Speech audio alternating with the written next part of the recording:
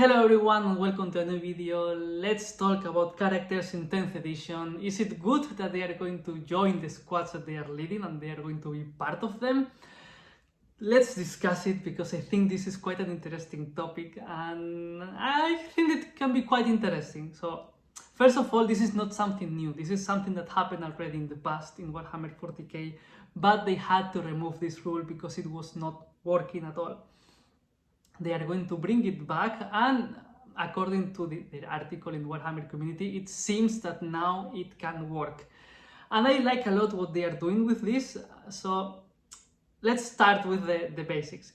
The old lookout set rule is definitely gone, and we will have two kind of keywords for the characters.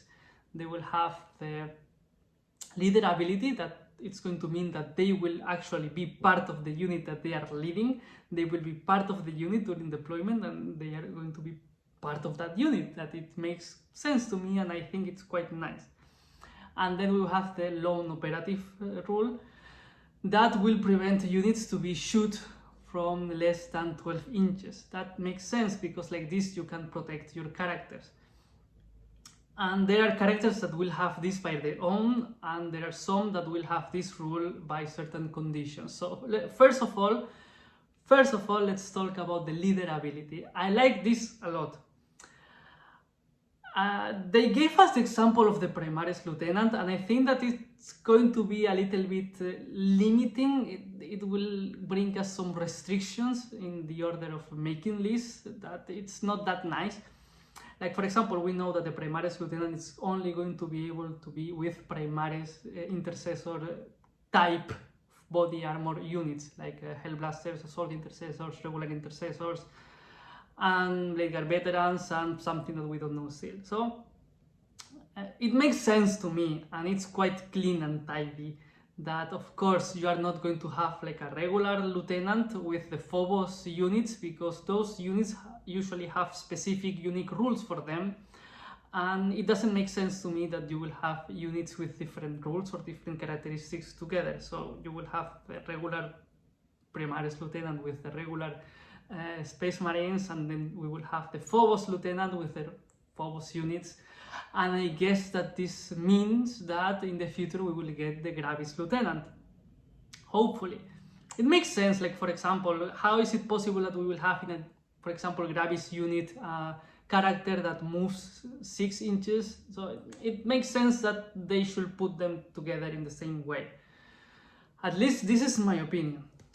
So I like this a lot, this rule, especially, to be honest, because I like my characters to lead my units and I like them to be in the front, not in the back hiding so they cannot be targeted. So I like this change, and especially I like that these characters won't have auras. They will give their buffs to the units they're in. This is quite interesting and this is quite nice, because right now there's the gameplay consists in trying to get the most auras possible around the units, and then we have the core keyword, and then this means that every unit that is not core, it's not as interesting as the one that is core, because it can benefit from the auras. It's overcomplicated right now. This will simplify things, and for example, being able to move character with the unit, it's better in my opinion, because we can move the unit by themselves. We don't have to move first the unit, then the character. And maybe if we, for example, advance, we will be risking having them too far away. So I like these kind of things. I like it a lot. I cannot wait to see it on the battlefield. And of course, in the second place, we have the lone operatives. Yes, there are going to be characters that will have this by themselves, and there will be characters that will have this by certain conditions. Maybe there will be characters that won't have this, or who knows, we will have to wait. But it makes sense in my opinion that, for example, the Primarch, it seems that it will have aura still, and it will have this lone operative rule when it's next to Astartes infantry. I guess that this will be for Lionel Johnson, and of course if it's for him, it should be for Gilliman as well. So it kind of makes sense to me. I think that this is kind of wise. like, yes, you have to force your enemy to get close, and this is something that you can play with, because you can put units so they cannot end their movement next to your the character that you're trying to protect.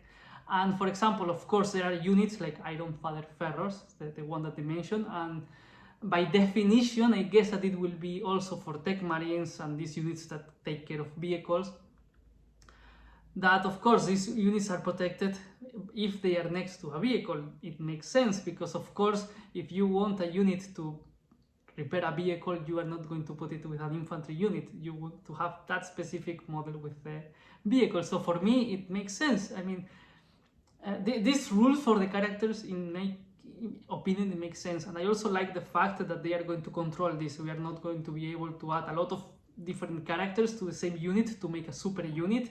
No, we are limited, and for example, there will be like rare occasions that we will be able to have like 2 characters, but in other cases we will have 1 character.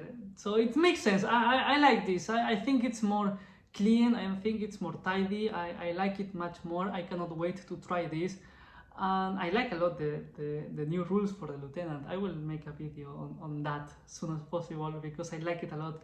I have never played with a lieutenant, and I'm starting to think about getting some lieutenants, because it looks quite cool, the rules for him. So if you enjoyed and you're still here, please consider subscribing and giving me a like. Thanks for watching, and see you next time.